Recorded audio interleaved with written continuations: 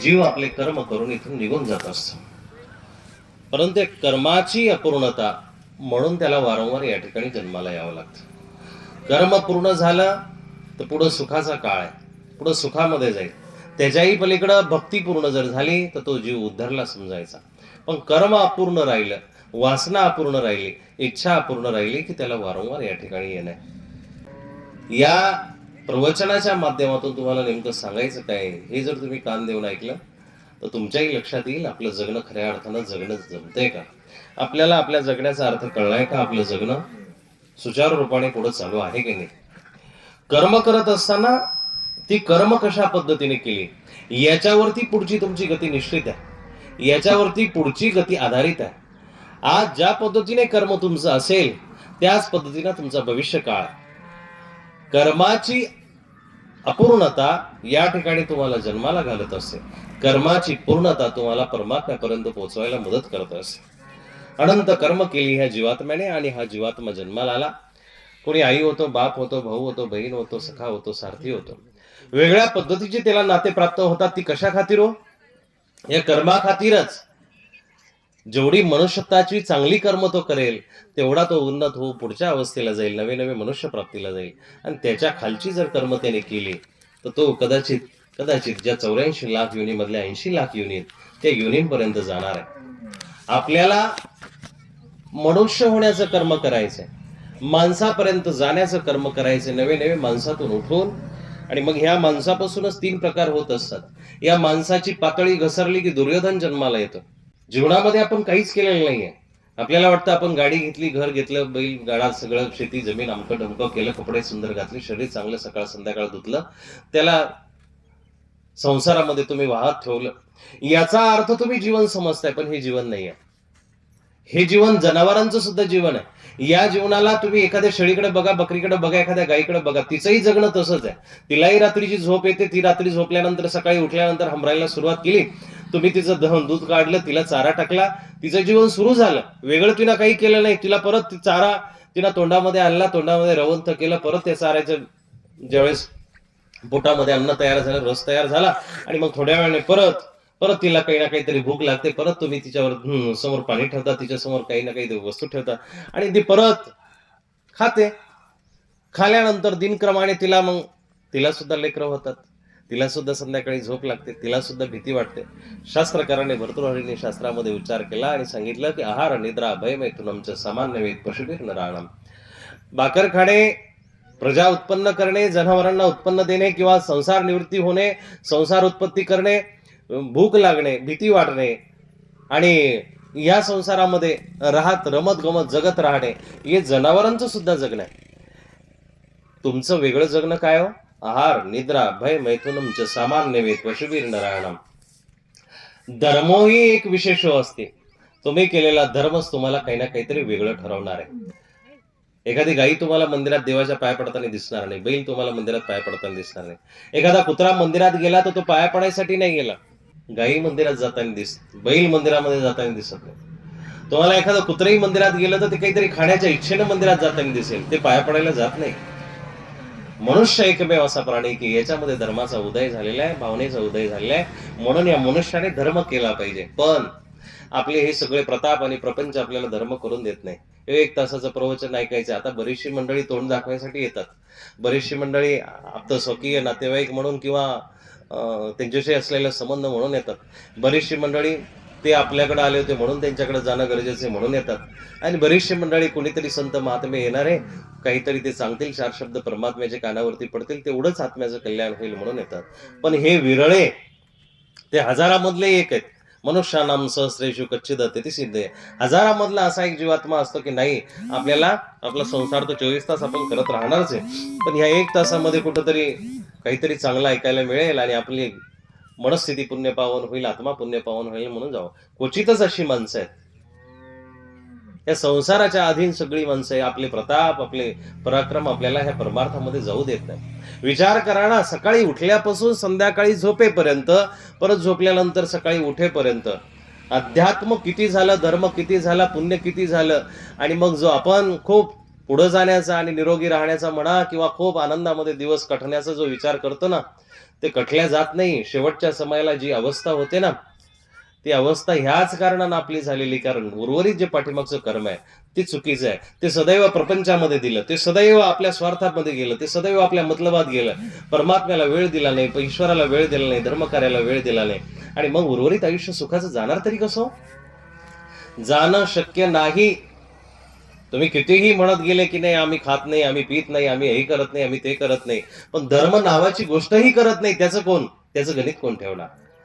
धर्म केला, विहिरीमध्ये किती हजारो लिटर पाणी साठलेलं असू द्या, त्याला महत्व नाहीये. तिला एक जरी झरा जिवंत असेल ना, तर त्या पाण्याला महत्व आहे.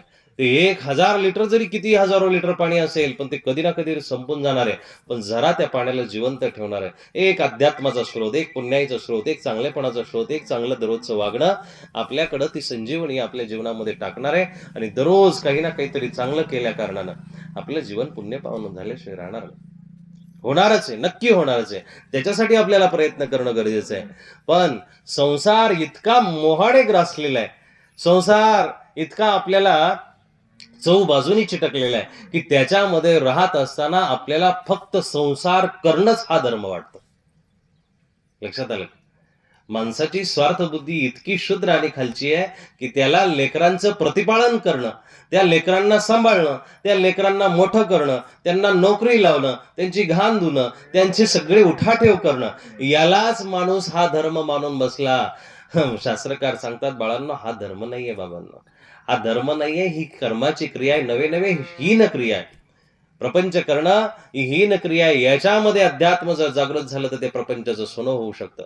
प्रपंच केला ना, असंख्य लोकांनी केला.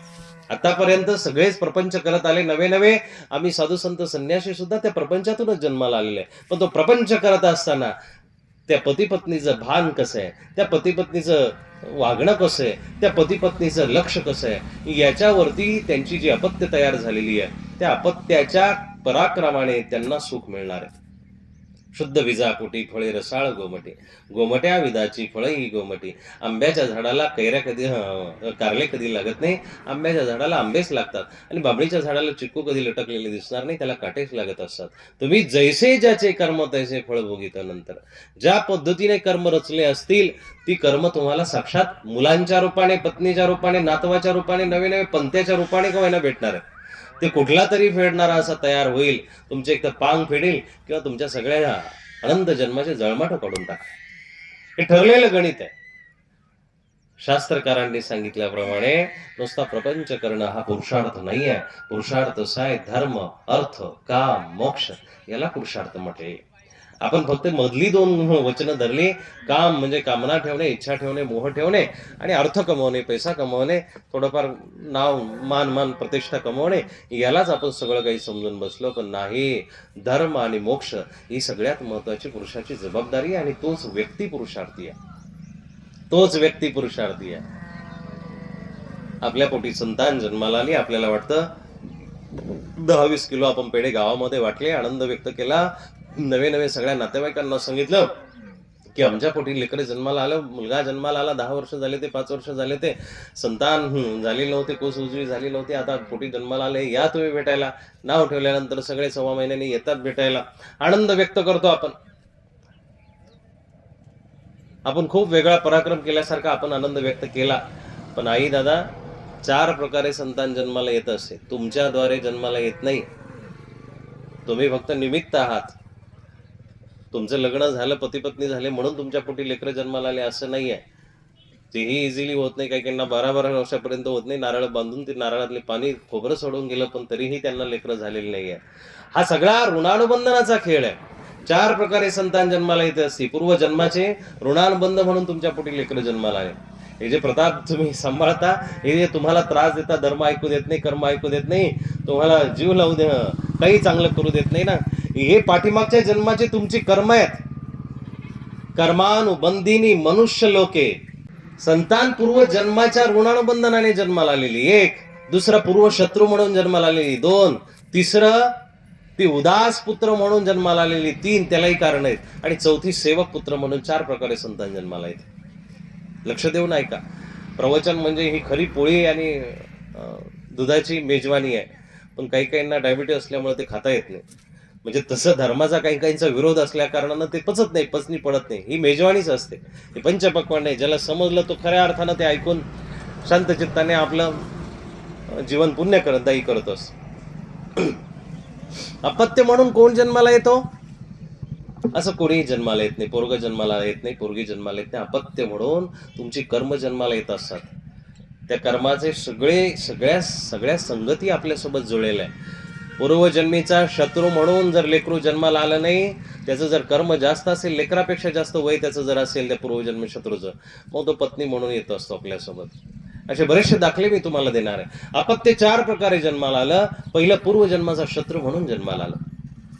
पूर्वजन्माचा शत्रू आहे म्हणजे काय की मागच्या जन्मातील काही ना काहीतरी बदला घ्यायचा आहे. या जन्मामध्ये त्याच्या तोंडामध्ये मारली असेल, ह्या जन्मामध्ये त्याला हातपाय तोडले असतील, ह्या जन्मामध्ये त्याला त्रास दिला असेल, ह्या जन्मामध्ये दिनदुबळा असल्या कारणानं त्याला काही ना काहीतरी वैताग दिला. मग दारचं जनावर का असेना त्याला तुम्ही वारंवार मानत असाल, हा शत्रुरूपाने तुमचा पाया घडल्या गेला, शत्रुरूपाने तुमचा पाया भरल्या गेला. पुढच्या जन्मामध्ये ते अपत्य म्हणून पोटी जन्माला येणार. बर का? मागच्या जन्मामध्ये जी केलेली कर्म आहे, शत्रू म्हणून तुम्ही त्याला काहीतरी त्रास दिला, छोटं लेकरू का असेना विनाकारण त्याला त्रास दिला, पूर्वजन्माचा शत्रू म्हणून ते बदला घेण्यासाठी ह्या जन्मामध्ये लेकराच्या पोटी जन्माला आला. अहो चांगलं वाढवलं, सगळ्या गावामध्ये जल्लोष केला, सगळा आनंद व्यक्त केला, सगळ्या गावाला आपण आनंद पार्ट्या दिल्या, भोजनं दिले. अहो पण ते 10-12 वर्षाचं पोरगं व्हायला लागले उच्चार करायला लागल्या, वेगवेगळ्या पद्धतीनं काही ना काहीतरी कुरघोडी करायला, आणि मग त्याच्या कुरघोडीनं आपलं नाक कापलं गेलं, त्याच्या कुरघोडीनं आपल्याला खाली बघावं लागले. हे पाठीमागच्या जन्माचं पूर्वशत्रू म्हणून जन्माला आलं. दुसरं, ऋणानुबंधनाने जन्माला आलेले की मागचं कर्ज आहे, पाठीमागचं कर्ज असं आहे की ते अपत्य आपल्या पोटी जन्माला आलं ना, ते मागचं कर्ज आहे. अपत्य आपल्या पोटी जन्माला आलं, मग ते व्यसन करत असेल तर हे मागच्या जन्मीचं कर्म आहे. ते चुकीचं वागत असेल तर हे मागच्या जन्मीचं कर्म आहे. ते सदैव आजारी पडत असेल तर हे मागच्या जन्मीचं कर्ज आहे. ते आपल्याला दुःख देत असेल तर हे मागच्या जन्मीचं कर्म आहे. बघा ना, आनंदाने लेकरू जन्माला आला, तुम्ही आनंद व्यक्त केला, गावाला पार्टी दिली, सगळ्या नातेवाईकांना बोलवलं, आणि ते लेकरू जसं जन्माला आलं तर 2-4 दिवसानंतर त्याच्या पोटात दुखायला लागलं, म्हणा छातीत दुखायला लागलं, रडायला लागलं, डॉक्टरकडे नेलं आणि डॉक्टरने सांगितलं याच्या छातीमध्ये छिद्र आहे. हे पाठीमागचा आजार घेऊन आलेले आहे. पोटामध्ये दुखायला लागले, जठर खराब आहे, अमकं खराब आहे, तमकं खराब आहे म्हणून त्याला 6-6 महिन्यापर्यंत ऍडमिट करावं लागलं, 6-6 महिन्यापर्यंत दवाखाने करावे लागले. जन्मताच 3-4 लाखाचं कर्ज घेऊन बसलं. हे मागच्या जन्मीचं ऋणानुबंध आहे. 20 वर्षापर्यंत व्यवस्थित वाढवला, सगळे सुचारू रूपाने व्यवस्थित घरामध्ये, कधी सगळे माळकरी, सगळे महानुभाव म्हणा, सगळे धार्मिक आहे, पण अचानक त्याला संगत बिघडली, अचानकपणे कुणाच्या तरी नादी लागलं आणि मग नवे तेच व्यसन करायला लागले, नको त्या गोष्टी करायला लागले. काय हो, एकदम चांगल्या रूपामध्ये वाढवलं, चांगल्या संस्कारात वाढवलं, पण अचानकपणे 20-22 वर्षाचं झालं आणि असे व्यसन करायला लागलं, पाण्यासारखी ती मदिरा प्राशन करायला लागलं, मांस भक्षण करायला लागला. ही व्यसनाधीनता त्याच्या अंतकरणात बळावली. ही मागच्या जन्मीचंच कर्म की तुम्हाला ते दुःख देण्यासाठी तुमच्या पोटी जन्माला आलेलं आहे. मागच्या जन्मी जे केलेलं आहे, जशा पद्धतीने केलेलं आहे ते पोटी येणार आहे. उदास पुत्र म्हणून तिसरा पुत्र असतो, तिसरा अपत्य असतं उदास म्हणजे काय? 20-25 वर्षापर्यंत शिक्षण केलं, वाढवलं, व्यवस्थित सगळं काही त्याचं संगोपन केलं, चांगल्या ठिकाणी नोकरीला लावलं. मग आता यथाक्रमाने आपल्याला त्याचे 2चे 4 हात करणंही गरजेचं आहे. लग्न लावून दिलं, त्याच्या वरातीचा खर्च सुद्धा आपण केला, त्याचा सगळा टोटल खर्च आपण केला. 4-8 दिवसांनी पोरगा आणि पोरगी ते दोघेही नवरा बायको जायला निघाले. पप्पा आम्ही जातो, आता आम्ही राहतो आमच्या पद्धतीनं. अहो गेलं दिल्ली, मुंबई, अमेरिकेमध्ये, विदेशामध्ये, परत ते 10व्याला सुद्धा आलं नाही. हे उदास पुत्राचं लक्षण. मागच्या जन्मामध्ये अशी काही उदासीनता, अशी काही चुकीची गोष्ट केली असेल, मागच्या जन्मामध्ये कधीतरी मनुष्य जन्मामध्ये असताना आईपासून वेगळं केलं असेल, बापापासून वेगळं केलं असेल, कधीतरी आई वडिलांपासून ती ताटातूट केली असेल, ती ताटातूट पुत्र म्हणून जन्माला आली की आता त्या मोह इतका आहे की त्या पोराने आपल्याला दररोज फोन करावा, दररोज बोलावं, दररोज हे करावं, पण तो मोह टिकत नाही. हे उदास पुत्राचं लक्षण. हे ऋणानुबंधनाने काही माणसं, काही अपत्य ही सुख देण्यासाठी येतच नाही, एवढं लक्षात घ्या. या 3 प्रकारामध्ये ही एवढी अपत्य जन्माला आली, ही ऋणानुबंधनाने आली काय, पूर्वशत्रू म्हणून आली काय, उदास पुत्र म्हणून आली काय, ही दुःख देण्यासाठीच आलेली आहे. पण एक पाठीमागच्या जन्मामध्ये कधीतरी गोब्राह्मणाची सेवा केलेली, देवधर्माची सेवा केलेली आहे, सदैव चांगला वागलेला आहे, पुण्यकर्म केलेले आहे, म्हणून त्याच्या पोटी सेवक पुत्र जन्माला येतो.